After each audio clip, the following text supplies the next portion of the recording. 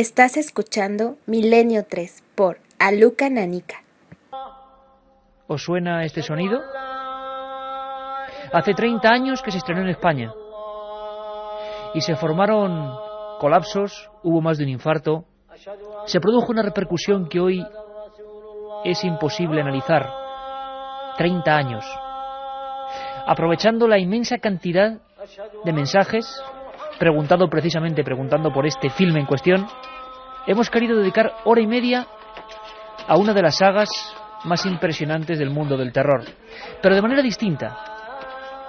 Vamos a hacerlo separando mito y realidad. Esta música nos lleva hasta el norte de Irak. Ahí empezaba esta increíble secuencia. Sin embargo, estoy seguro, preparaos, amigos de Milenio, que si os pongo esto otro, vais a recordarlo mucho mejor. ¡Vete!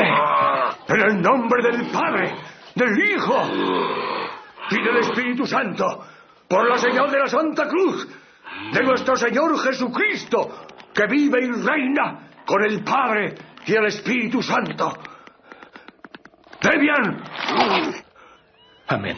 Señor, defensor de la raza humana, dirige tu mirada piadosa. Tú mataste a tu madre, la dejaste morir sola. ¡Cállate! Nunca te perdonará. Yo te ordeno, en el nombre del juez de vivos y muertos, que abandones a esta sierva de Dios. Es el poder. ¡Agua bendita, rápido! El poder de Cristo es el que te obliga. El poder de Cristo te obliga. El poder de Cristo te obliga. El poder de Cristo te obliga. El poder de Cristo te obliga. El poder de Cristo te obliga. La otra realidad. Milenio 3. En la SER. 1:37 y esto Mike Oldfield hace 31 años exactamente lo llamó campanas tubulares. Y de algún modo, a pesar de 3 décadas, es imposible separar la cara de Reagan. En esa escena el padre Merrin y el atormentado padre Damian Carras observaban cómo esa niña se elevaba, levitaba, con los ojos en blanco. ¿Es posible esto? Está basado en un hecho real, pero ¿ha ocurrido otras veces? ¿Qué parte de ficción agregó Friedkin y William Peter Blatty en su obra? ¿Qué sucesos ocurren realmente y han ocurrido en estos últimos 30 años? Exorcista, mito y realidad. Un tema apasionante. Precisamente ahora que ha vuelto a estrenarse, dicen, la precuela, el inicio de todo. No está mal. Mi opinión es que no está mal, a pesar de las pésimas críticas que ha recibido. Quizá porque nada es comparable a esa primera obra maestra. Mucho más, como decíamos, que una película de miedo. Algo se nos ha quedado a todos dentro, ¿verdad? ¿Verdad que sí? Las madrugadas, Carmen. Además, hoy un libro muy especial para, conmemorar esta increíble película, increíbles escenas. Y yo incluso pediría a nuestros oyentes, más que nunca, que hicieran un esfuerzo, quienes han visto el film y quienes no lo han visto. Porque vamos a hacer un viaje por él. Y vamos a intentar imaginar y recrear las escenas. Quienes no han visto la película seguro que van a hacerse una idea muy parecida a lo que fue, ¿verdad? Buenas madrugadas, Iker. Claro que sí. La película del exorcista, esa que a todos nos ha quedado en la retina y que yo vuelvo a ver y me vuelve a dar miedo. 3 ejemplares, Misterios de la Iglesia, y queremos que nos pregunten su sensación al ver la película, sus vivencias, lo que les ocurrió, lo que les pasó, alguna anécdota, alguna duda, alguna pregunta, todo en torno a esta saga, cualquier tipo de posibilidad. También, como muchos dicen, lo nefandas que fueron las secuelas, Exorcista 2, El hereje, y Exorcista 3, Legión. ¿Qué pasó con ellas? ¿Es cierto que los responsables productores acabaron arruinados? ¿Es cierto que muchos actores murieron? ¿Se han inventado leyendas? Todas esas preguntas tienen una vía de comunicación, ¿verdad, Carmen? Claro que sí, que líneas abiertas 7640, palabra clave, milenio, espacio y lo que vosotros queráis. Decirnos qué os ha parecido la nueva película, qué os pareció la película del exorcista, la primera, que yo creo que es la única, más terrorífica. Y bueno, si conocéis algún caso de posesión por vuestras ciudades, por vuestros pueblos, si os han contado alguna leyenda en torno a los endemoniados. Hoy tengo que decirlo, son las 2 menos 20, creo que estamos fuera de cualquier franja. Sí sabemos que tenemos mucha audiencia joven y muy joven, así que hoy especialmente un aviso, porque además lo digo sinceramente, no es morbo de que no apaguen la radio, porque sé que no lo van a hacer, pero especialmente un aviso, porque el tema es bastante duro, y además duro porque llega muy adentro, por lo que tiene este tema en su propia entraña. Cientos de mensajes desde que hace más o menos 2 semanas se estrena El Exorcista.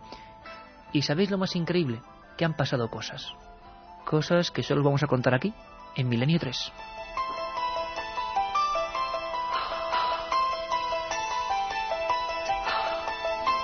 Ha ocurrido algo en Calatayud, Carmen, y dábamos, noticia de ello hace 7 días. Bueno, no, mejor dicho, el domingo de madrugada, dando noticias. De nuevo la película del Exorcista generando pues muchos amargores, ¿no? 30 años después, un extraño accidente, ¿no? Pues sí, que al parecer, mientras se reponía en televisión española lo que era la película del Exorcista, la primera parte, en una casa de Calatayud, a la que han llamado Casa Azul, al parecer se empezaron a resquebrajar las paredes, hubo una especie de movimiento del suelo. ¿Por qué no nos lo cuenta mejor la directora, ni más ni menos que de Radio Calatayud, en la cadena SER, nuestra compañera Silvia Lacárcel? Ella, ha seguido todo lo que ha pasado, porque, claro, en Calatayud no se ha hablado de otra cosa. No una coincidencia, ni 2, 3 coincidencias, 3 socavones, 3 aperturas de la tierra, 3 edificios que, siendo el mismo, en 3 ocasiones diversas han venido abajo, y siempre una misma película. Vamos a escuchar, si te parece, Carmen, en la voz de nuestra compañera Silvia, Radio Calatayud, lo que ocurrió hace 1 año en esa casa. Muy buenas noches. La historia que les vamos a contar es una muestra de que muchas veces la realidad puede llegar incluso a superar la ficción. La protagonizan lamentablemente varios vecinos, 52 vecinos de lo que ahora conocemos aquí como la Casa Azul de Calatayud. El pasado miércoles, la noche del miércoles al jueves, del 10 al 11 de noviembre, se cumplió 1 año desde que comenzó la pesadilla para estos vecinos. Era una noche de domingo, se agotaba el fin de semana y se disfrutaban de esas últimas horas en algunas casas como la de Carlos Bizanzay viendo la televisión. Ponían en la 1 la película del Exorcista. Pues se veía la televisión con el estado propio de una situación como esa, con la tensión y el nervio, pero conscientes de que es ficción. Sin embargo, de repente, las paredes se empiezan a resquebrajar, las paredes de la casa de Carlos y de 52 familias más. Se empiezan a escuchar sonidos que proceden de las vigas, se sintieron movimientos en la estructura del edificio y se desnivelaron, por ejemplo, los marcos de las puertas. En ese momento la realidad y la película se confunden, nadie sabe qué está pasando, pero algo está ocurriendo. Se alerta al resto de los vecinos, se desaloja el inmueble y cuando todos están en la calle a la puerta de la Casa Azul, la tierra se hunde y se abre una enorme sima.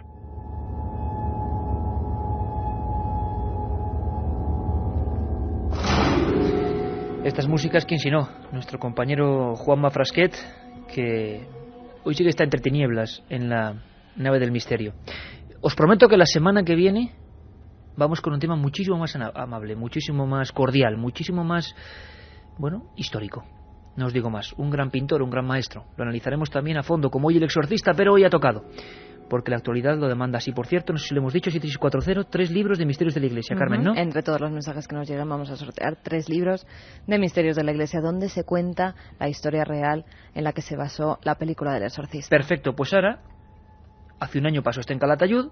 Escuchad todos porque, como siempre decimos, la casualidad supera cualquier ficción. Las películas a veces se quedan cortas, hombre, El Exorcista no lo sé, pero la mayoría se quedan cortas. Esto pasaba hace 1 año. ¿Qué pasaba hace unos días? Pues la pesadilla para esos vecinos todavía continúa, porque lo que hoy es la Casa Azul es un solar expedito limpio en el que todavía no se sabe si se va a poder construir, porque hay que determinar las causas que provocaron esa sima. Se apunta al arrastre de tierras por el nivel freático del río Jalón, que está justo al lado de la vivienda, o también al mal estado de la red de aguas de ese punto. En las cercanías, a pocos metros de esa Casa Azul, el primer domingo de este mes de noviembre, es decir, hace unos días, se producía una avería en la red de agua que hacía que reventase el asfalto, saltasen las baldosas, que fuera grande el estruendo y que de nuevo, casualmente, se estaba proyectando la película del Exorcista. Casualidades parecen ser, pero desde luego llama la atención, no solo por lo que de penoso tiene la situación que estos vecinos están viviendo, sino porque es algo que puede volver a repetirse. Lo que no sabemos es si el Exorcista estará todavía en cartelera o si volverán a reponerla en televisión. La otra realidad. Fenómenos extraños. Milenio 3. En la SER. 1:46, 6,7. Si fuera 6,6 grados ya me iba a asustar, porque antes le he mandado a Katia Rocha, nuestra productora, justamente a por ese disco a la fonoteca, que en la nuestra privada se había rayado, y le he mandado por el célebre Tubular Bells de Mike Oldfield, y se ha asustado la chiquilla porque justo era 666. Es que no hay otra manera, ¿eh? Con el Exorcista no hay otra manera. 1:46, os digo. Vamos a conectar con Calatayud. Carlos Bastelli, buenas noches. Hola, buenas noches, ¿qué tal? Oye, Carlos, bueno, imagino que mal, ¿no? Porque después de que te ocurra una cosa como estas, uno tiene que estar con el ánimo, bueno, pues un poco tocado, ¿no? Hombre, pues la verdad que sí, porque date cuenta que de buenas a primeras te quedas sin casa. ¿Qué ocurrió? ¿Cómo lo recuerdas, la noche o el día de autos? Hombre, pues es un día que dudo que se me olvide, ¿no? Pues nada, pues simplemente estábamos mi mujer y yo viendo la película del Exorcista, que ya de hecho nos daba un poco de reparo verla, porque a mí esa película me marcó un poco, ¿no?, de pequeño, ¿no?, y yo creo que a todos. Y mi mujer la verdad es que tiene miedo de esas películas también. Entonces estábamos viendo la película y no sé si eran las 12 y pico, la 1 de la noche cuando terminó, y nosotros pues apagamos la televisión, cambiamos de cadena para desconectar un poco de la película, y fue cuando empezamos a escuchar ruidos. O sea, ya bajamos la tele, la apagamos y empezamos a escuchar ruidos en el pasillo. Imagino que ese momento además es una inquietud que seguro que tú asocias a lo que estabas viendo en la película. Exactamente, claro. O sea, yo desconocía lo que después iba a pasar en mi casa. Yo asociaba el acabar de ver la película, pues te puedes imaginar. Entonces empezamos a escuchar la puerta de la calle como se abría y se cerraba. O sea, dando portazos, golpes. Luego se escuchaban como pasos por el pasillo. Ya me estaba imaginando a la mujer, a la del Exorcista andando por los pasillos, hablando un poco en broma, ¿no? Pero la verdad es que empezamos a escuchar luego en lo que es el techo, como si estuviera granizando. Teníamos a los niños durmiendo en las habitaciones y había que salir de allí. Yo también pensé pues que me habían entrado a robar, yo qué sé, cualquier cosa que se te pasa por la cabeza en ese momento. Sí, pero que esos momentos precisamente, Carlos, esos sí. segundos en el que uno no sabe qué está pasando, tienen que ser, como tú dices, que no se olvidan jamás, ¿no? Exactamente. Entonces lo que hicimos fue salir al pasillo, encender la luz corriendo, salimos a la entrada y ya no se escuchaba prácticamente ningún ruido. Entonces ya el miedo te entra en el cuerpo, pero ya asocias ya otra cosa. Entonces ya nos dimos cuenta, salimos de llano, empecé a escuchar unos chasquidos como de cristales, serían los ruidos que hacía la casa al desquebrajarse. Entonces ya me di cuenta que esta casa que estaba cediendo estaban cediendo los cimientos y que la casa se venía abajo. O sea, entonces mi mujer y yo sacamos a los críos de las habitaciones, que en pijama salimos por las escaleras, y mi mujer fue la que bajó con los críos, fue la heroína para mí, la que salió con los críos corriendo por las escaleras. Ya empezamos un poco a movilizar los vecinos. Lo que pasa que a mí me daba mucho reparo el yo desalojar un edificio entero y que luego no fuera nada. En esos momentos se puede decir que la realidad superaba cualquier ficción, es decir, que la película se había trasladado a la absoluta vida cotidiana, ¿no? Porque esos momentos uno se acostumbra a vivirlos, pues eso, viéndolos en la pantalla, pero no que le pasen a uno, ¿no?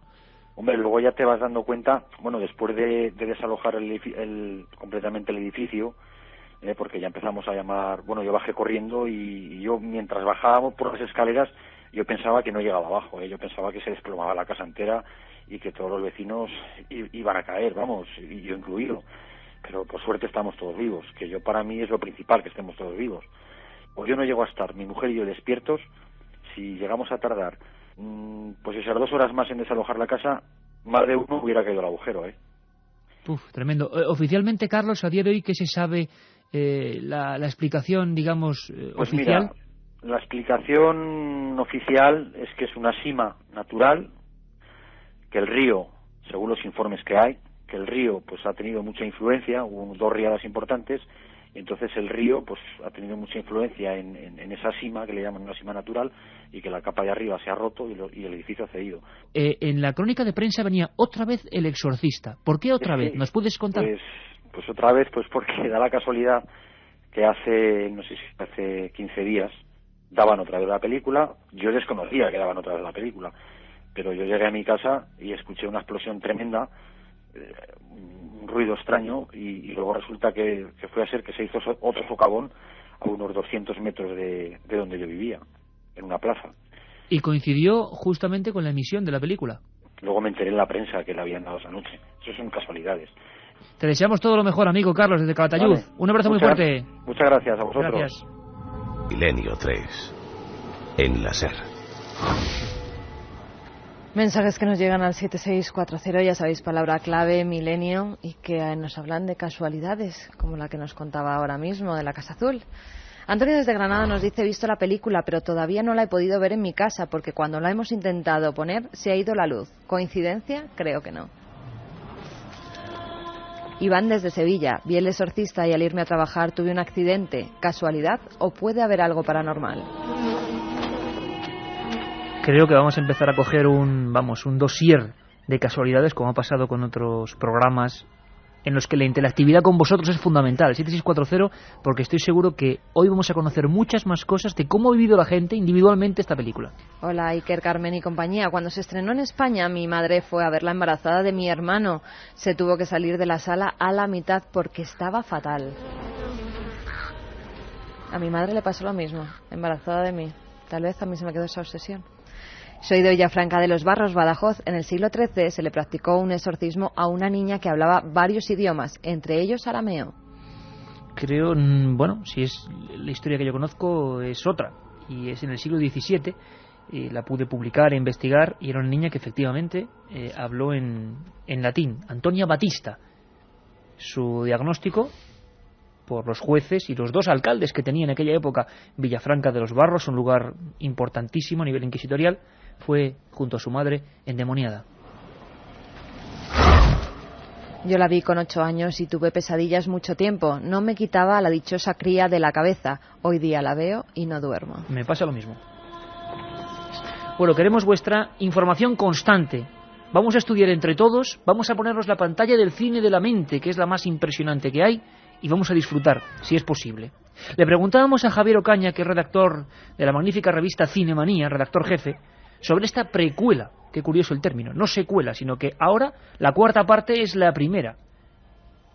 ¿Cómo es esta película? ¿Por qué se ha hecho? ¿Qué ha pasado? La película de la saga en la que, en lugar de seguir adelante con la historia, lo que hacen es volver atrás. En la primera película, en la famosa El Exorcista de William Friedkin, había un pasaje en el que el padre Merrin, que era el de los 2 curas que había, el cura viejo, que interpretaba Max von Sydow, decía que había tenido una primera experiencia con el diablo en África, cuando él era joven.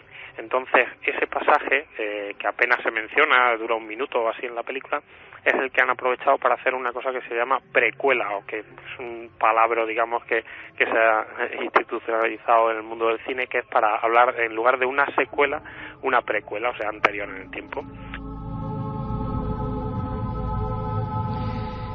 Y han pasado cosas. Yo voy a contar una que se me quedó muy adentro y que tiene que ver con este programa, pero vamos a saber, sin desentrañar por supuesto la historia. Se habla de África, de cultos precristianos en África, y de eso vamos a hablar en la segunda parte y mucho con Nacho Ares. ¿Es posible? ¿Pudo haber iglesias enterradas en África justo en el inicio del cristianismo o es una aberración? ¿Qué sabemos de este Exorcista, el comienzo, Carmen? Desde que se estrenó en España ha recaudado 763.288 euros. No está nada mal. Y ha sido visionada por 151.301 espectadores. Hay distribuidas 294 copias en toda España. En su primer fin de semana la cinta recaudó 18,2 millones de dólares, superando al otro gran thriller de la temporada, Aliens contra Predator. Hubo muchas dificultades para elegir al director, pero al final se eligió a John Frankenheimer, que un mes antes de morir abandonó el proyecto de Exorcist, The Beginning, que era como la iba a llamar. En su día también le ofrecieron dirigir la primera parte de la saga y lo rechazó. Más tarde se puso... Le ofrecieron también la primera, en vez de a William Friedkin. Qué curioso. Más tarde empezaron a buscar otros directores, incluso rodaron una película entera, que era la de Exorcista, pero a los productores no les gustó cómo había quedado, y al fin cogieron al director Renny Harlin. Poco después de comenzar a rodar en Roma, este director fue atropellado por un camión y quedó muy mal herido. Tuvieron que operarle de una pierna, donde le insertaron 14 clavos, y el resto del rodaje lo tuvo que dirigir caminando con muletas. También, tras filmar una de las escenas más sangrientas de la película, regresó a su casa a dormir, a descansar, y por la mañana se encontró con una escena que le heló la sangre. Su perra se encontraba al lado de su cama, echando sangre por la boca. Inmediatamente la llevó al veterinario, donde fue intervenida de urgencia. Lograron salvar la vida del animal, pero aseguraron no saber qué había provocado la hemorragia. Tal ha sido el impacto de todo lo que ha pasado en las diferentes películas del Exorcista, que en Hollywood incluso se ha llegado a hacer un documental que emitió Entertainment Television sobre la maldición de la saga del Exorcista y las consecuencias que tuvo en las vidas de los que han participado en ellas. Es decir, que se ha hecho un documental profesional sobre lo que pasó.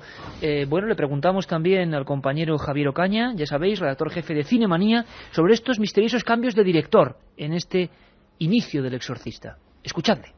Sí que había curiosidades, no sé si cosas raras, pero bueno, digamos que el primer director encargado de realizar la película era John Frankenheimer, que es un señor muy bueno, un director muy bueno y bastante mayor, que en el año 2003, casi cuando se iba a empezar a rodar la película, pues se murió, directamente se murió. El siguiente encargado era Paul Schrader, que es otro director muy bueno de Hollywood, un director bastante profundo, de ideas religiosas muy marcadas, que era un perfecto director para hacer una película, digamos, una buena película, no tanto a lo mejor una película comercial.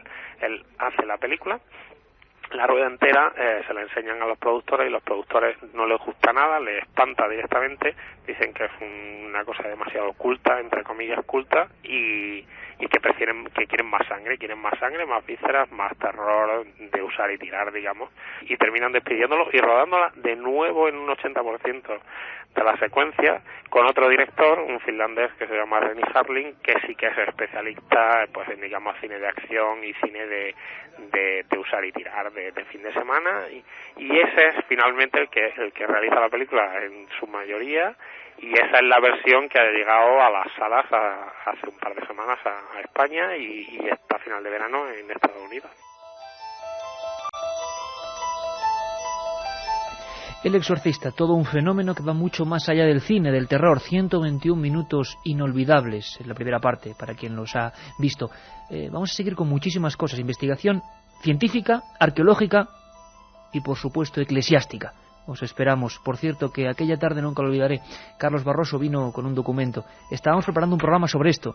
Y esa misma tarde, John Frankenheimer, en pleno rodaje del Exorcista, dejaba de vivir.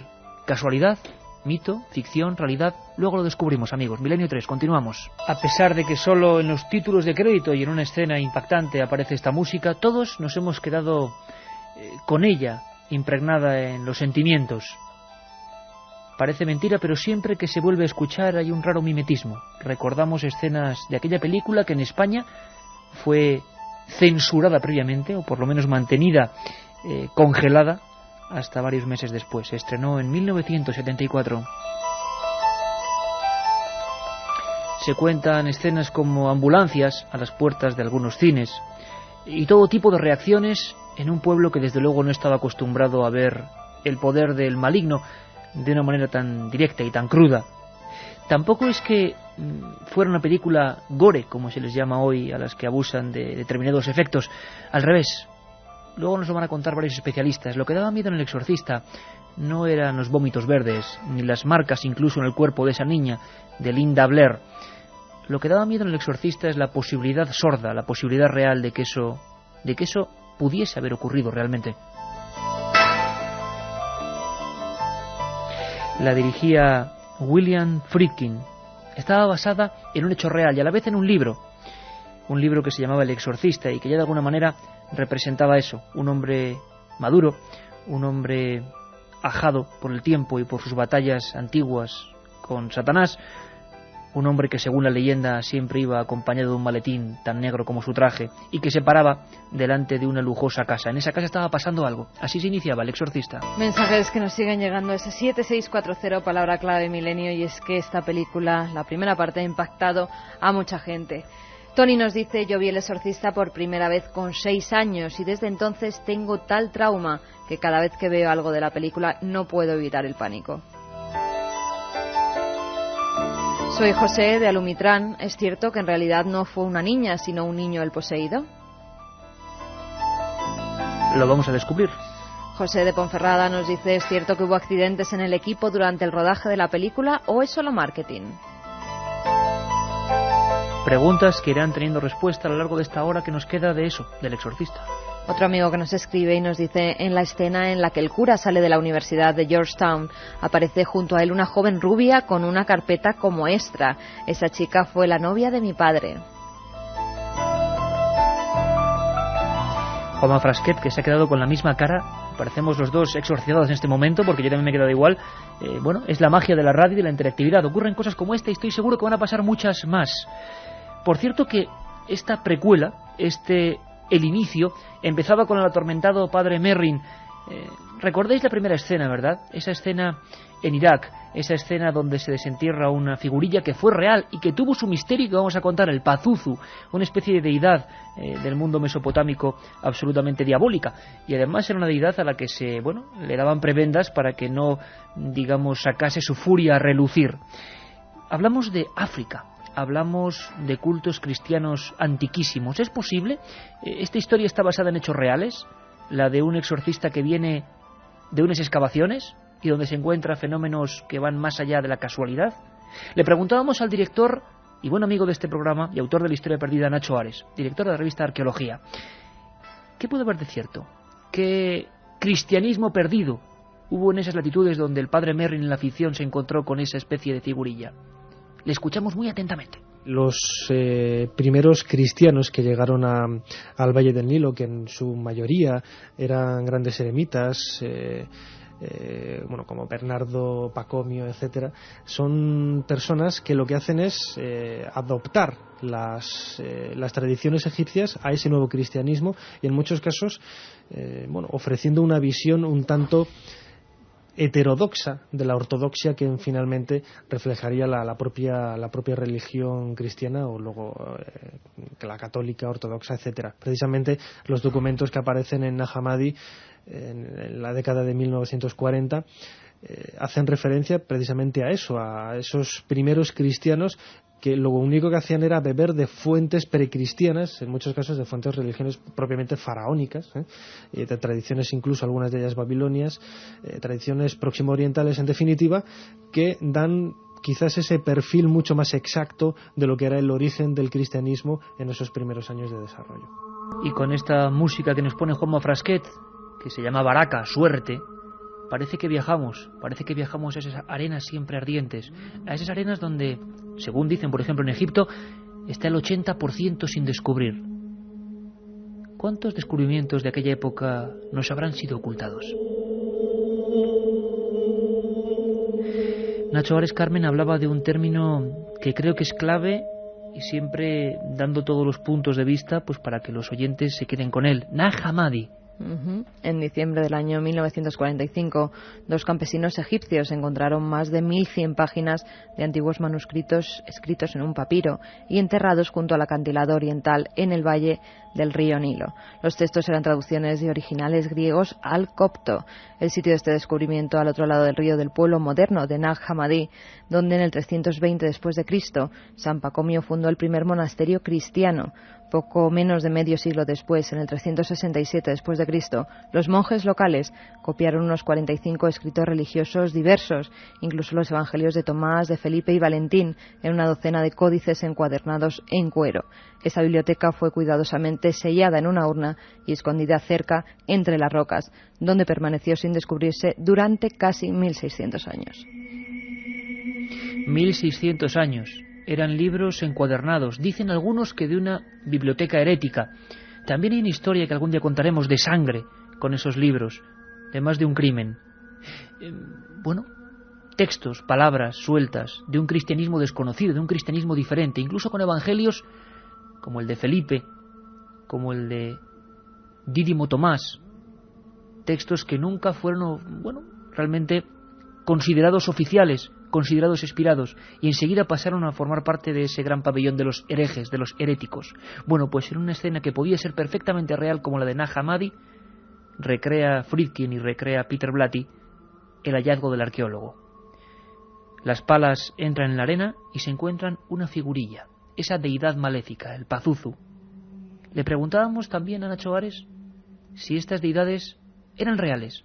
Había templos en su honor. Se les brindaban sacrificios. Nos responde así. No es que haya templos dedicados a este tipo de divinidades demoníacas, sino que esas divinidades, sobre todo la acepción negativa de algunas divinidades de estos panteones, por ejemplo la diosa Sekhmet en Egipto, o el famoso Pazuzu en Asiria, en Mesopotamia, que sirve también como percha de elemento arqueológico e histórico para la saga del Exorcista, son divinidades, son personajes de estos panteones, como digo, que propiamente dicho no son elementos negativos, o no tienen esa acepción desde el punto de vista del maligno, sino que son elementos no tan demoníacos como que el hombre tiene miedo a que actúe en contra de ellos, y lo que hace, pues, para que nos entendamos, si no puedes con el enemigo, únete a él, ¿no? Es quizás la mejor manera de definir, por ejemplo, todas las ofrendas que se hacían a la diosa Sekhmet, la diosa leona en el antiguo Egipto, pues para aplacar la violencia de esta leona. No es que fuera una diosa maligna ni nada similar. Sí que hay textos religiosos que nos hablan de quizás de algunos actos en contra de la humanidad, siempre justificados anteriormente por actos negativos realizados por los hombres, y con ello lo que se quería, pues eso, es apaciguar un poco la acción negativa que pudiera ejercer sobre las personas Sekhmet. Con el Pazuzu igual, para que no atacara por medio de enfermedades o por medio de vientos malignos, etcétera. Lo que se hace es aplacar la posible energía negativa de esta divinidad, de este geniecillo, por medio de amuletos, por medio de ofrendas, por medio de rituales, para de esta manera sentirse un poco más vinculado, como decía ahora, estas divinidades maléficas, pero no en el sentido que hoy podríamos entender de estas sectas modernas que intentan adorar a Satán, al maligno, etcétera, ¿no?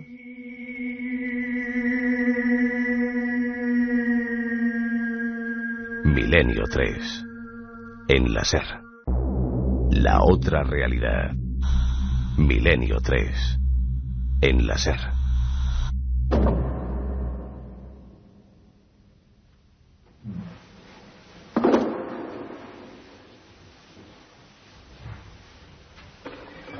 Director William Friedkin, guión de William Peter Blatty, autor de la famosa novela que fue un bestseller un par de años antes.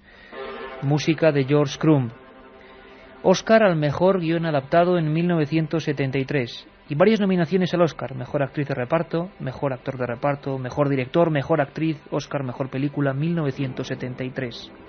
Y un montón de curiosidades, de cosas extrañas.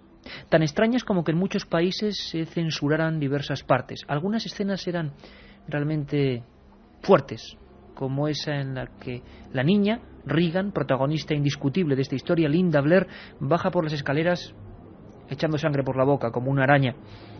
No llegó a España hasta 25 años después. El inicio real no era en Irak. Había un par de escenas casi subliminales, hay mucha información subliminal en esta película que vamos a analizar, y se eliminaron. El director de la película mítica, William Friedkin, comentaba así el inicio de toda esta historia. En esta nueva versión se comienza con dos nuevas escenas. Una muestra el exterior de la casa de McNeil, Chris McNeil, situada en los alrededores de Georgetown, donde se filmó el film. En ella, él y su hija estaban dando una vuelta a los alrededores de su bonita casa de Georgetown, en la esquina del 36 de Prospect en Georgetown. Y en esta escena aparecen unas sombras mostrando una virgen en este campus de Georgetown. Así que el punto exacto de posicionamiento de estas dos escenas muestran que hay dos lugares desde los que son atacados por el demonio: la iglesia y la casa, la gente en la casa y la que está en la iglesia. Comienza la acción con la mayor parte de la imagen nublada y actualmente también hemos grabado con predominio de escenas con niebla. Antes, en 1972-73, había algo más de 130 grados Fahrenheit a las 10 de la mañana y teníamos que parar de filmar y no volver mientras estuviera soleado, así que no volvíamos hasta las 7 de la tarde y teníamos 4 horas más con buena luz para continuar con la película, y cuando aclaraba se me vino a la cabeza la idea de la morfología que hay detrás de la película.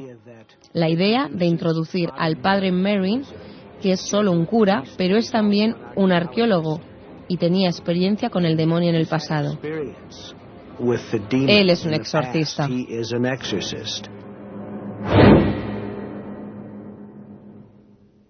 Carmen, exorcista. En España tenemos personas absolutamente expertas en el tema del rituale romanum. No estamos hablando de fantasías, y en alguna ocasión en Milenio 3 hemos escuchado a los exorcistas españoles. José Antonio Fortea es un hombre muy habituado a estas prácticas, y es un hombre que además ha hecho varios tratados de demonología. Hemos hablado de arqueología con Nacho. Vamos a escuchar a los científicos, incluso en la propia versión del exorcista, explicando lo que podía ser, pero también queremos tener el punto de vista, si quieres ancestral, si quieres dentro de lo que es la teología, por supuesto, de la Iglesia. ¿Quién es José Antonio Fortea? José Antonio Fortea es sacerdote y teólogo especializado en demonología. Estudió historia en la Facultad de Teología de Comillas y se especializó en la historia de la Iglesia. En 1998 defendió su tesis de licenciatura, El exorcismo en la época actual. Ha publicado innumerables obras sobre exorcismo, sobre el diablo, como son Demoniacum o Summa Satánica, y además es sacerdote, es teólogo y es párroco de Nuestra Señora de Zulema en Villalbilla, en Madrid. Bueno, pues esta persona también le hemos querido fichar, entre comillas, como guía en este viaje por una serie de películas inolvidables, por una saga absolutamente inmortal ya del séptimo arte. José Antonio Fortea nos hablaba de que no hay tanta diferencia entre lo que se exponía en el celuloide y entre lo que él mismo ha podido vivir. Yo diría que lo que caracteriza el fenómeno de la posesión es que se trata de un hecho cuyas características nos dan a entender que hay dentro algo y que una vez que se ora desaparece la posesión. Lo digo porque hay posesiones con muy pocos fenómenos, incluso en algunos con ausencia total de fenómenos. Lo que pasa es que el origen en el tiempo coincide con un hecho esotérico y los rasgos que presenta nos hace pensar que hay algo. Pero las hay muy encubiertas y con demonios muy ocultos y demonios mudos incluso. Después hay casos, pocos, que son pues una manifestación del despliegue del poder del demonio pues muy sobresaliente. Hay todo tipo de casos, todo tipo de casos. Desde luego la película famosa, El exorcista, la primera de todas, yo diría que lo único que no es fiel a la realidad es el que le cambien el color y le cambien el color de los ojos. Eso no ocurre. Pero, sin embargo, aunque yo, por supuesto, jamás hubiera aconsejado hacer tal cosa, sí que refleja muy bien la malignidad, el odio, la furia que transmite esa cara, aunque tenga el mismo color y los mismos ojos.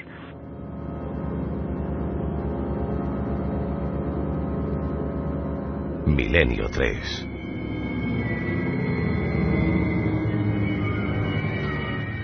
...7640, palabra clave Milenio para poneros en contacto con todos nosotros. Lo prometido es deuda. La próxima semana un tema mucho más amable, de historia y de apasionante investigación. Pero si nos pedís una cosa, para eso está el SMS, para haceros caso. Este programa es tan vuestro o más vuestro que nuestro incluso. Y queremos ir punto por punto con El Exorcista. La película está mucho mejor hecha de lo que pensábamos. Ocurre como con el fenómeno literario El Código da Vinci, que todo el mundo dice, caramba, qué guiño al lector, qué documento, esto es verdad. Podemos hacer lo mismo con esta película. No empieza todo de repente, no empieza una entidad maligna que se mete en el cuerpo de una niña, ni mucho menos en aquella escalinata que nadie que la haya visto ha podido olvidar todavía. No. Ellen Burstyn, que además tuvo varios accidentes, la madre en la ficción, se despierta varias noches antes, Carmen, ¿te acuerdas, verdad? Ocurría algo en su casa. Esos primeros síntomas, que dicen los expertos que ocurren así. Golpes extraños.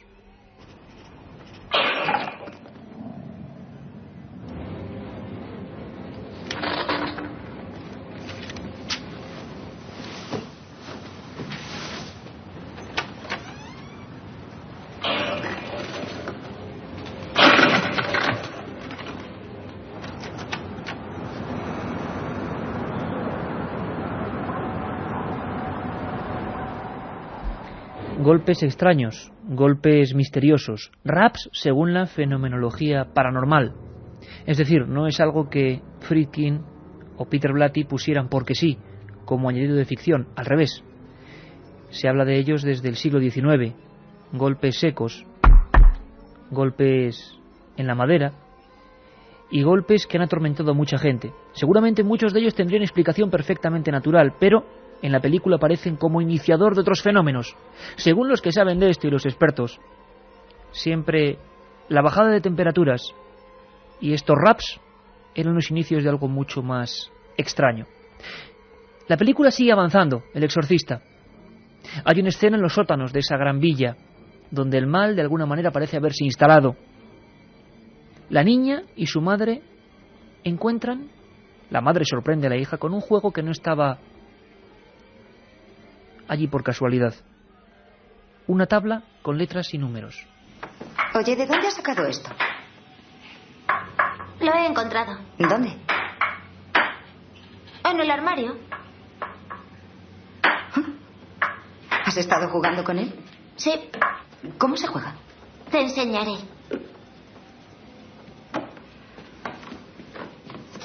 Un momento, hacen falta dos. ¿Qué va? Yo siempre juego sola. ¿Oh, sí? Pues ahora jugaremos las dos. Tú no quieres que juegue contigo, ¿eh? No, yo sí. Pero el Capitán Howdy no. ¿El Capitán qué? El Capitán Howdy. ¿Quién es el Capitán Howdy? Yo hago las preguntas y él me da las respuestas.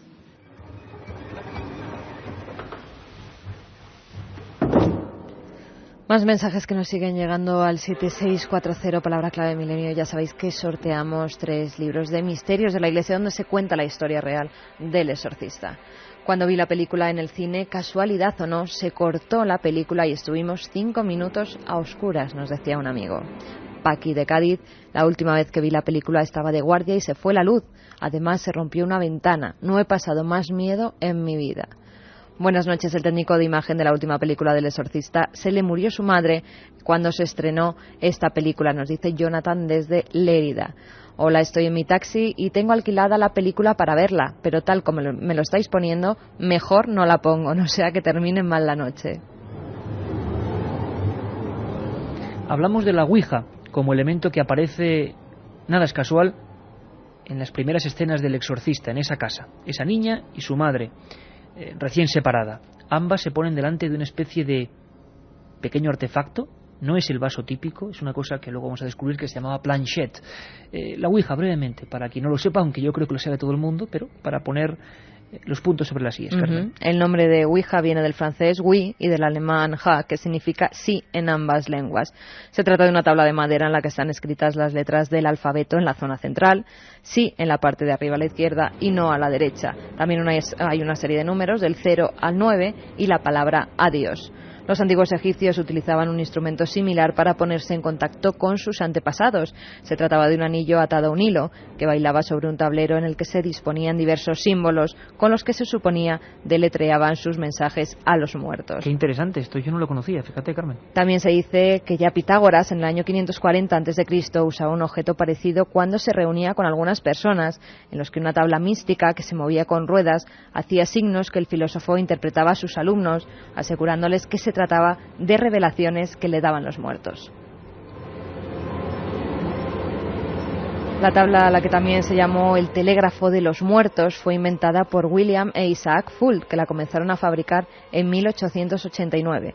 Durante las 2 guerras mundiales fue muy utilizada por las mujeres que habían perdido a sus maridos en combate.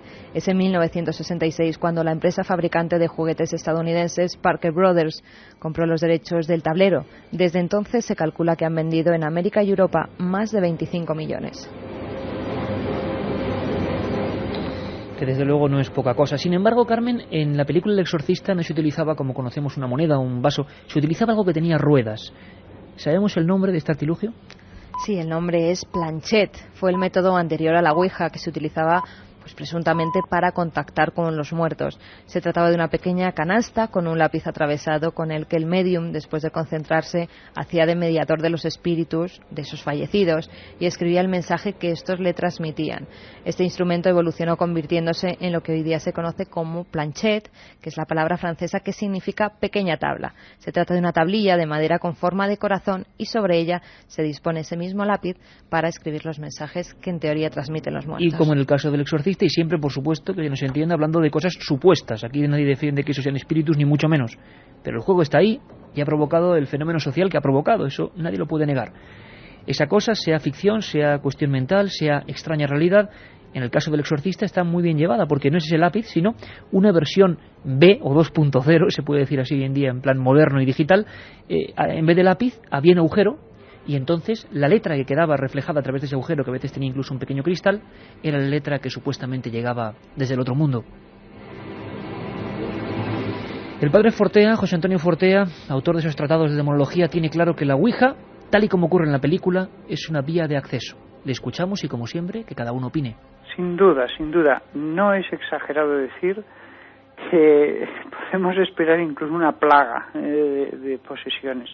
Porque cuando se hace ouija, espiritismo, santería afrocubana, ritos de la New Age, cualquier tipo de magia, de hechizo, siempre que se invoquen espíritus, pueden venir. Y pueden estar alrededor un tiempo o incluso pueden entrar. Si están alrededor de uno, con la oración, a veces pueden marcharse. Pero como entren, se quedan. Y si se quedan, van a hacer a la persona la vida lo más difícil posible. A unos les atacan con depresiones, a otros les atacan con impulsos suicidas, a otros con todo un cúmulo de sensaciones espantosas, realmente sintiendo un ser dentro de ellos. Claro, esto es lo que desgraciadamente hay personas en este país que están sufriendo ahora mismo y que los que lo escuchen, incluso familiares, dirán, oye, esto es lo que a ti te pasa.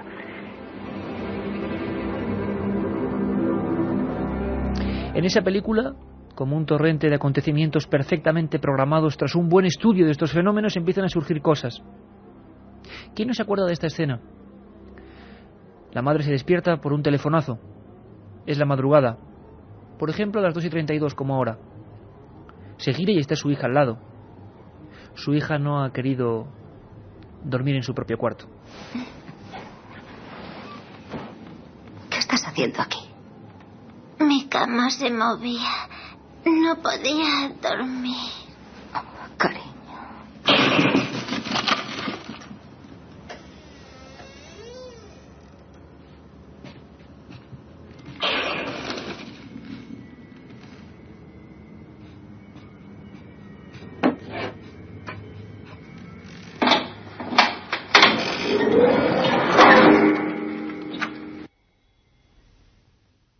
Juanma Frasquet, que está utilizando Las culpas para él, la música, la banda sonora original, 1973, del Exorcista, la que realmente iba con el film. Y desde luego la música no le va a la zaga a la filmación. Ellen Burstyn, Max von Sydow, Lee Ji-koo, Kit Winn, Jack McGowan, fallecido, Jason Miller, su hijo decapitado, Linda Blair, Byton Heeman, Peter Merston, Gina Petrushka, Robert Simons, Arthur Stock, Titus Bandis, Ron Faber, un montón de nombres, de técnicos, de actores, de maquilladores, de iluminadores que jamás olvidarán esa película. ¿Qué ocurrió después? ¿Cuál fue el siguiente fenómeno? La gente recuerda la transformación terrorífica de esa niña, pero es que quizá lo más interesante transcurre antes, poco a poco. Todo perfectamente analizado. La madre llega, abre la puerta y otro fenómeno que puede ocurrir según la parapsicología tradicional. El llamado poltergeist, duende burlón, duende ruidoso, que se estudió científicamente en casos como el de Rosenheim, en Alemania. Una cama baila sola.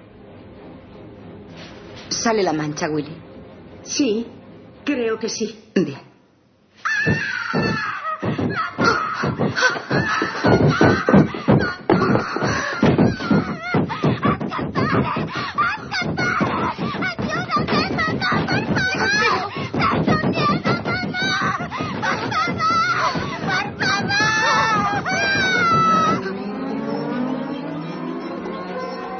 Lo que muy poca gente sabe, Carmen, y nosotros cuando nos metemos a analizar una cosa, sea el exorcista o sea lo que sea, pues ya sabéis, todos los datos sobre la mesa, es que hay varias secuencias subliminales que dieron mucho que hablar, casi tanto como los infartos y muertes provocadas por la película con las que ahora mismo vamos. Secuencias subliminales, minutos y segundos concretos.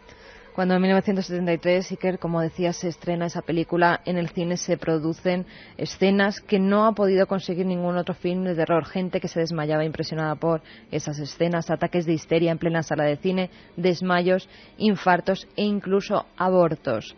Años más tarde se supo que William Friedkin había insertado en algunos fotogramas imágenes y sonidos subliminales.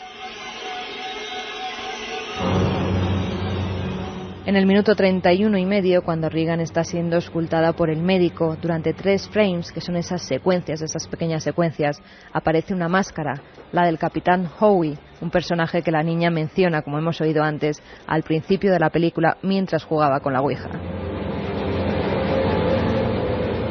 La segunda escena donde podemos ver esas imágenes subliminales se produce en el minuto 45. Aparecen durante milésimas de segundo de nuevo la cara demoníaca del Capitán Howie y del demonio Pazuzu. En el minuto 56:03, mientras la madre de Regan camina por la cocina, en una de las escenas se enfoca a Regan y durante unos segundos lo que se ve es la cara del demonio que posee el cuerpo de la chica. Vamos ahora con más escenas, Carmen, pero el proceso continuaba. Hay estudios, páginas web dedicadas al tema sobre el exorcista. La explicación médica. Los médicos, por supuesto, se ponían en contra. Y además se utilizaron los argumentos oficiales de la ciencia para evidentemente desechar este tipo de historias. Y se hablaba de doble personalidad, personalidad desdoblada, personalidad múltiple. Historias tan intrigantes como un exorcismo real, por supuesto. ¿Qué decían los médicos a la atormentada madre de Regan? Verá, es un síntoma de un tipo de alteración en la actividad electroquímica del cerebro. En el caso de su hija, en el lóbulo temporal, en la pared lateral del cerebro. Es poco corriente, pero produce alteraciones extrañas y generalmente antes de una convulsión. ¿Una convulsión? El temblor de la cama sin duda se debe a espasmos musculares. Oh, no, doctor. Eso no fueron espasmos. Verá, yo me tumbé en su cama y la cama se movía. La cama se movía y se levantaba del suelo. Conmigo encima. Señora McNeil, el problema de su hija no es la cama, es su cerebro. Milenio 3, con Iker Jiménez, en la cadena SER. Un minuto de pausa, porque la verdad es que estamos recibiendo centenares de mensajes de gente que lo está pasando francamente mal, que no apaga la radio, pero que lo está pasando francamente mal, y tampoco esa es nuestra misión, ni mucho menos. Lo que ocurre es que cuando uno analiza El Exorcista, desde luego nada amable puede salir. Hasta aquí estamos inquietos en el estudio 1 y estamos 4 personas. Katia, que está ahí arrinconada, Juanma con sus músicas, menos mal que él, bueno, está ahí con su historia, porque si no, y nosotros dos, que siempre somos sensibles a lo que contamos. Así que, Carmen, damos una pequeña noticia, descongestionamos un poco el tema y luego continuamos. Porque Pues hay una cita importante para todos los amigos. Una cita, efectivamente. El próximo jueves todos los oyentes que quieran asistir pueden hacerlo a la nueva presentación del libro de Iker Jiménez, La Noche del Miedo. Se va a presentar en el Palacio de Congresos de la Castellana a las 7:30 de la tarde. Jueves 18 de noviembre. Presentación de La Noche del Miedo.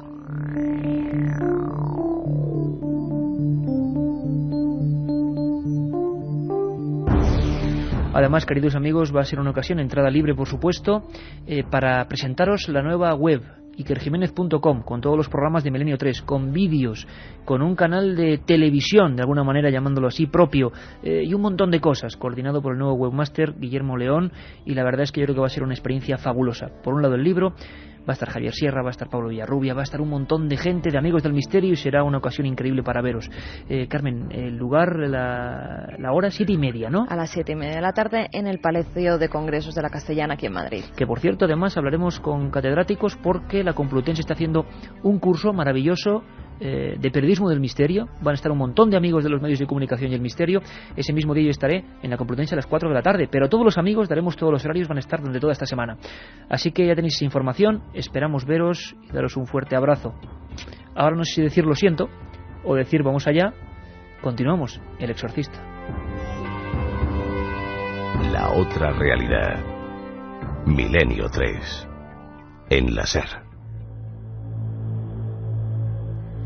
Muchos mensajes que nos siguen llegando a ese 7640, palabra clave Milenio. Lorena de Santa Mar nos dice: jopelas, qué miedo. Solo he visto esa película una vez en mi vida y ya no he podido verla nunca más y ni la veré. Es superior a mí. Sergi de Mallorca: he hecho un trabajo acerca de personas que transportan el frío y que son mediums del mal.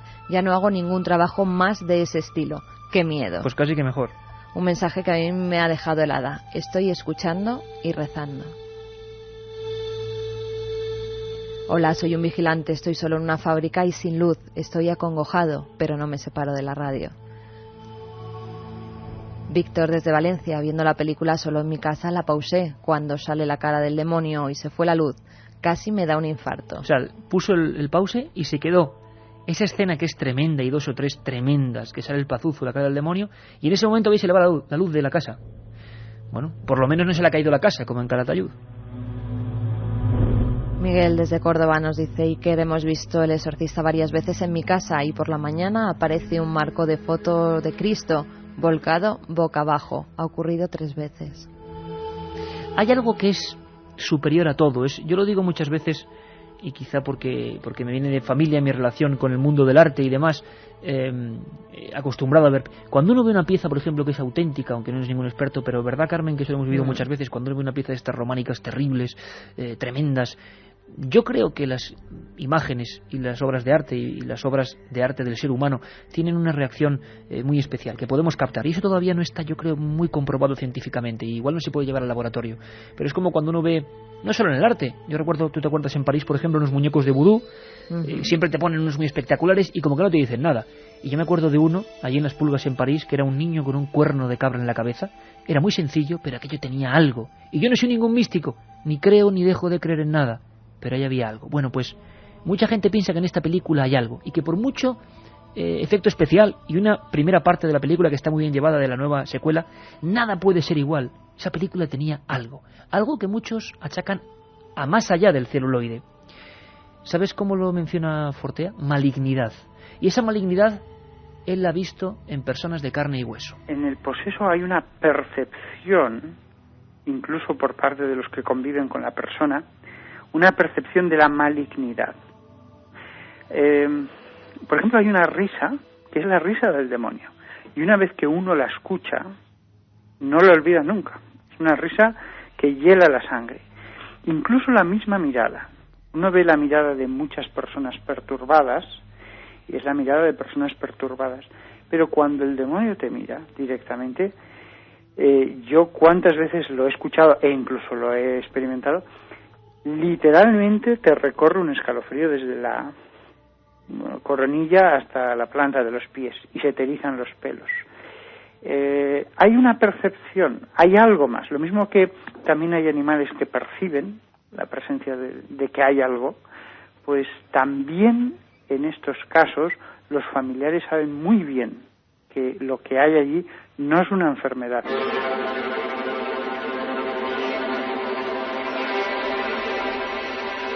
Continuamos, Iker, con esas secuencias subliminales que el director William Friedkin fue insertando en esa magnífica película del exorcista. En el minuto 56:13, Chris, la madre de la poseída, intenta abrir la puerta de la habitación. En ese momento aparece y desaparece rápidamente la imagen de la estatua del demonio Pazuzu flotando en esa estancia. Cuando se cumple una hora desde que se inicia el film, se ve la cara del demonio, y 43 minutos después, cuando los sacerdotes están exorcizando a Regan, durante unos segundos la cara de la niña se transforma de nuevo en la del capitán Howley. En una de las escenas que ha pasado a la historia como de las más terroríficas es la de Regan girando la cabeza 360 grados. Sobre su cara en ese momento aparece en algunos de los fotogramas de nuevo la cara del capitán. Un personaje mucho más presente, que muchas personas que hemos visto la película lo teníamos como una frase en un momento dado, en una secuencia, ¿no? Mucho más presente. Y por último, cuando el padre Carras pide al demonio que lo posea a él y deje a la niña, el diablo le obedece y hace que el sacerdote se dirija hacia la ventana para lanzarse por ella. En esos instantes aparece el rostro de su madre reflejado en la del padre Merrin. Escenas realmente impresionantes que yo creo que no dejan igual a nadie. Es decir, están ahí y se hicieron matemáticamente para crear unos efectos. Sébastien Darboux es uno de los, el fundador, dicen, del terror parapsicológico, años 70-80 en España, autor de 6 largometrajes, algunos de ellos interesantísimos, como El viaje al más allá, hablando de fenómenos ocurridos en España. Uno de ellos un exorcismo. Darboux llegó a trabajar con William Friedkin. Él mismo le confesó lo mal que lo estaban pasando. La obra El exorcista de William Peter Blatty fue realmente una tragedia, ¿no? Desde el momento que se escribió la obra, el propio Peter Blatty estuvo enfermo. Yo conocí la historia cuando ocurrió porque éramos compañeros de la misma editorial de Plaza de Janés y me lo explicó, ¿no? Y el hombre lo pasó mal. Luego, cuando escribió, una serie de hechos le ocurrieron durante todo el proceso de la escritura de la novela. Posteriormente, con el rodaje, que creo que fue la Warner, se quemaron los estudios. La actriz se cayó del caballo y tuvo graves accidentes. Murió otra actriz. Hubo otro actor que al terminar la película murió de cáncer. Una serie de desgracias que además tenían su concomitancia material en el propio plató, puesto que se producían explosiones de proyectores, caídas de decorados, se quemaban cosas extrañas, ¿no? Y la maldición continuó, fíjate si llegó a continuar, que hasta los propios actores en general no hicieron nada más. Hace ya 3 años casi le preguntábamos a ese genio del terror hispano, Jacinto Molina, más conocido como Paul Naschy, la repercusión que él mismo vivió aquel año 74. España entera estaba convulsa ante esta película que era algo más allá de todo lo conocido. La película en aquel momento causó un impacto enorme, ¿no? Y yo mentiría si no dijera que a mí también lo causó. Es decir, es una película que impresionaba y que tenía momentos realmente tremendos, ¿no? Pero claro, yo voy más allá de los efectos especiales. Lo tremendo de esa película era la posibilidad de que eso pudiera ser cierto, ¿no? Es decir, que realmente el demonio pudiera poseer a una persona y que sucedieran fenómenos tan absolutamente terroríficos como los que ocurrían en la película, ¿no? En el minuto 56, escena subliminal y algo entra, algo cambia. La película es un antes y un después. Los médicos examinan a esa niña que empieza a hablar de una manera muy distinta. ¿El doctor Klein? Sí, soy el doctor Klein. Este es el doctor Soy Simon. La niña se ha puesto peor desde que le llamé. Será mejor que suba. ¿Ha vuelto a tener espasmos? Sí, pero ahora son más violentos. ¿Le han dado la medicación que le receté? Sí. ¿Qué era? Toracina. Y antes Ritalina. Chris, los médicos. Señora McNeil, el doctor Klein. ¿Qué está pasando? Haga algo, doctor. Ayúdame. ¡Quiere matarme! ¡Me quemo!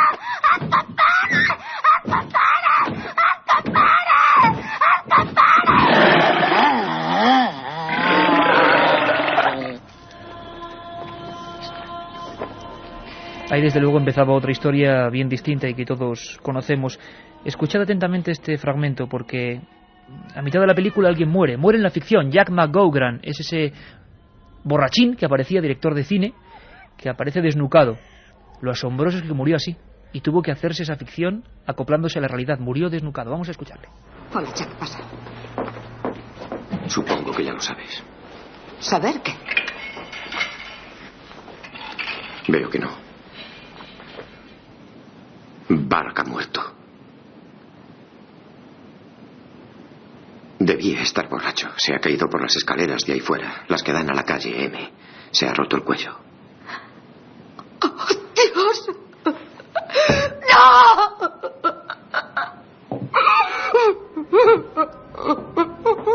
¡No! Infarto fulminante. El desnucamiento en la ficción, infarto fulminante en la misma escena cuando se rodaba la escena Jack McGowan. Vamos rápidamente con una serie de elementos dignos de la reflexión, Carmen. Pues sí, que una de las primeras casualidades extrañas que ocurre es cuando nada más descender del avión que le había llevado hasta Nueva York, donde tenía que comenzar a rodar la película, el actor Max von Sydow, que interpretaba al padre Merrin, recibió la noticia de que su hermano había muerto de manera repentina en Suecia. Días más tarde, ya comenzado el rodaje, se tuvo que parar durante varias jornadas, ya que von Sydow de nuevo enfermó gravemente. El actor irlandés Jack McGowan, de 54 años, que interpretaba el personaje de Burke Dennings, que muere a manos del demonio en la película, falleció de forma inexplicable y repentina como consecuencia de una simple gripe. Varios rollos de la película aparecieron velados y otros desaparecieron para siempre. La actriz Ellen Burstyn, que hacía el papel de Chris MacNeil, sufrió fuertes dolores de espalda durante todo ese rodaje. Durante la estancia en Irak, donde se rodaron las primeras escenas, pues varios miembros del equipo técnico se vieron afectados por insolaciones y disentería. El abuelo de Linda Blair murió mientras ella rodaba la película. El hijo recién nacido de uno de los ayudantes de cámara falleció repentinamente después del parto. El operario encargado del sistema de aire acondicionado de los estudios de la productora falleció también de manera inesperada. Apareció el cadáver del conserje de uno de los platós del rodaje, que fue asesinado misteriosamente. Jason Miller, que interpretaba al padre Carras, perdió a su hijo de 5 años en un accidente absurdo. Mientras el niño se encontraba en una playa próxima a los estudios donde se estaba rodando la película, una moto se salió de la carretera y fue a parar contra el pequeño, seccionándole la cabeza. William Friedkin Iker sufrió además numerosas amenazas por parte de grupos satánicos, al igual que Linda Blair, que llegó a recibir amenazas de muerte, por lo que la Warner Bros. Tomó medidas protegiéndola con guardaespaldas durante 6 meses después del estreno. Incluso hay momentos en que se utilizan elementos reales del exorcismo como la xenoglosia, la capacidad de hablar lenguas que no se conocen. Vamos a ver una escena que lo expresaba magníficamente.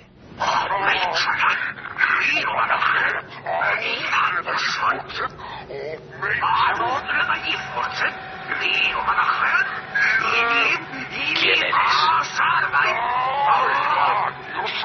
Es nuestro idioma. No hay duda. ¿Qué quieres decir? Sí, dicho al revés. Escucha. ¡Danos tiempo! ¡Desconfía del cura Merrin! ¡Déjame morir! ¡No soy nadie! ¡Nadie, Merrin! ¡Ah! ¡Danos tiempo! ¡Déjame morir!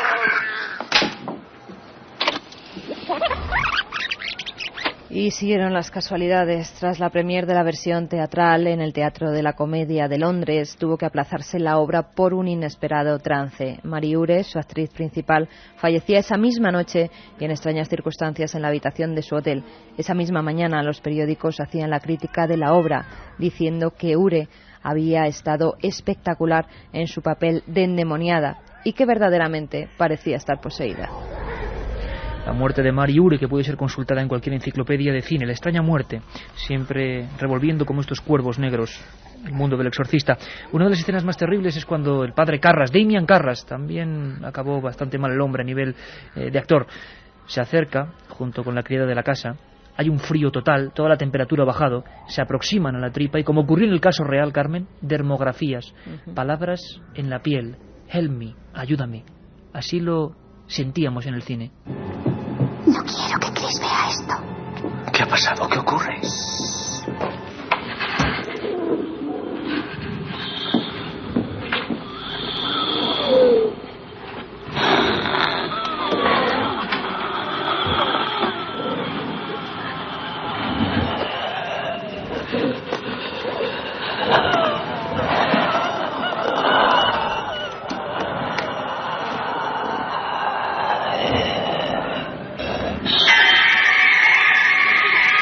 con ese sonido tan penetrante, aparecían las letras sobre la piel.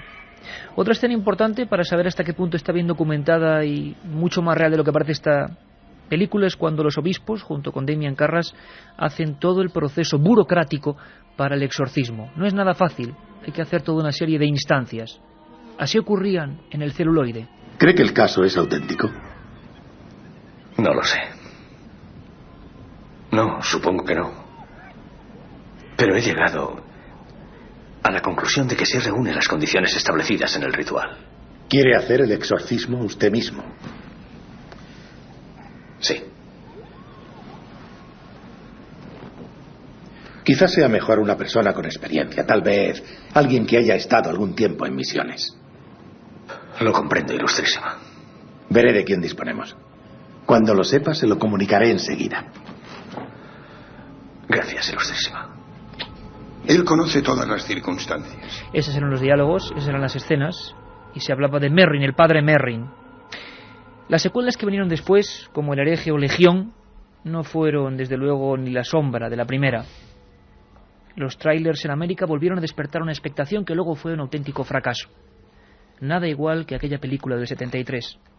Este era el tráiler original, así sonaban los cines, de Legión, El Exorcista 3. Take me! Come into me! Take me!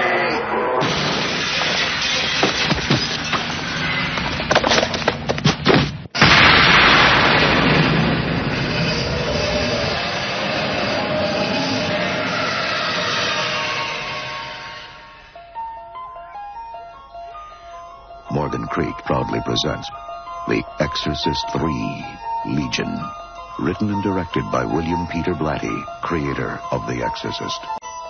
2:56. Katia Rocha, tienes la cara transfigurada. Sí, iba a ir a dormir a casa, pero creo que me voy a casa de mis papás a dormir. 3 ganadores, Misterios de la Iglesia. Bueno, el primero de ellos se llama Luis, dice que los textos de Nag Hammadi fueron la clave en las líneas heterodoxas de pensamiento del exorcista. Carras oficia misa con una sotana que tiene una cruz templaria. Interesante. Otro oyente que ha ganado es Gema. Dice, cada vez que veo esta película me da el mismo miedo, pero siempre es diferente a las demás. No me creo que pueda desencadenar fenómenos. Yo creo que es más bien por la carga emocional que supone. Pudiera ser, pero es muy interesante lo de que cada visionado, cada versión que uno ve en su cerebro es completamente distinta. Elena de Madrid, por último, nos dice que si le da tanto miedo, ¿por qué es incapaz de quitarlo, dejar de verla o por qué la atrae tanto? El mundo del misterio, el mundo de lo sobrenatural que nos engancha porque en el fondo estamos llenos de dudas, ¿no? Y de interrogantes. Fíjate, nos llegaba un mensaje que nos decía: Esteban, buenas noches, estoy solo en mi casa de campo y al escuchar un ruido he abierto la puerta. Había unas huellas, ¿sabéis de qué eran? Sí, de chivo. Manolo de Córdoba, no llego a entender de qué sirve al demonio poseer a una persona, me tenéis acongojado. Y bueno, es que nadie dice que sea el demonio, eso lo dice la Iglesia. Dogma de fe, para quien crea en ese concepto concreto del mal, del demonio. Yo desde luego creo que el mal existe, eso desde luego, sea cual sea la capa o el disfraz que se ponga, pero cada religión, cada cultura tiene el suyo. La ciencia diría que no, que hay partes del cerebro que siguen sin explorar y que también, de alguna manera, sacan el demonio que todos llevamos dentro. Yo vi El Exorcista y no me pasó nada, ninguna de esas cosas raras. Es más, nació mi sobrina el mismo día. Bueno, pues no tiene nada que ver, por supuesto, y mucha suerte para la sobrina, claro que sí. Para nosotros los musulmanes o musulmanes vemos esa película muy distinta, pues solo es poseído por el demonio Idris, alguien perverso, nunca inocente. Cristina de Barcelona, hola amigos, yo tenía un gato y recuerdo que viendo la primera parte de la película el gato salió fuera y desapareció, se fue. ¿Fue casualidad? Bueno, habría que ver la historia de los animales y sus sentimientos con esa especie de sensibilidad tan especial respecto a la película, porque sería una buena prueba, curiosa. El de sonido me tiene enferma, me da más miedo que los relatos. Más de una vez Otro piropo para Juanma. Más de una vez he pegado un tirón del cable de la radio. Felicidades por el programa. Pues si le veis la cara con la que disfruta, otro oyente nos dice: Milenio 3, consultar el manual del exorcista de 1715, ir a la biblioteca de Tui. Bueno, no hace falta porque Carmen lo tiene, ese ritual es romano. Tengo 2 rituales romanos. Por cierto, preguntan mucho por la segunda parte de Misterios de la Iglesia, que para cuándo, ¿eh? Bueno, estoy en ello. Estoy solo en cocheras aparcando el bus y enfrente delante del cementerio. Voy a salir corriendo, nos dice Antonio desde Madrid. Con el último mensaje, Katy, acabamos. Pues Javi de Ibaco dice que está solo en casa corrigiendo exámenes, que no sabe qué nota les va a poner porque está tan asustado oyendo cantidad de ruidos que hay en su casa y no se entera muy bien de lo que lee. Bueno, la próxima semana un tema totalmente distinto. Un genio del Renacimiento, una historia del arte y del misterio. Pero hoy fue El Exorcista. Hace, amigos, 30 largos años. Parece que fue ayer, ¿verdad? Un abrazo.